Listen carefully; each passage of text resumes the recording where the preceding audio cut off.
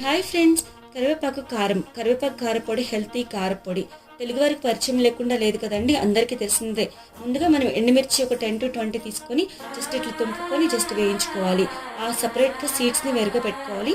అప్పుడు మనము ధనియాలు ఒక 1 టీ స్పూన్ వేసుకొని జస్ట్ వేయించుకున్న తర్వాత ఆ రెడ్ చిల్లీ సీడ్స్ ఉన్నాయి కదండి, వాటిని కూడా వేయించుకోవాలి సిమ్లో పెట్టుకొని.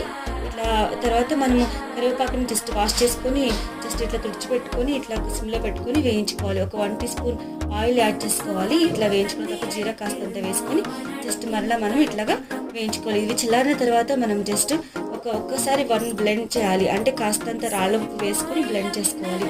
ఇలా బ్లెండ్ చేసుకున్న తర్వాత మనం కాస్తంత చింతపండు కూడా వేసుకోవాలి. అట్లనే కాస్తంత వెల్లుల్లిపాయలు కూడా వేసుకోవాలి. ఈ వెల్లుల్లి కూడా మంచిగా నలిగితే చాలా సువాసన బాగుంటుందండి. హెల్త్కి కూడా చాలా మంచి న్యూట్రియంట్స్ ఉంటాయి. కరివేపాకు కారంలో ఫోలిక్ యాసిడ్ ఉంటుంది. సో మీరు కూడా ట్రై చేయండి ఫ్రెండ్స్. కాల్షియం కూడా ఉంటుంది. Thanks for watching.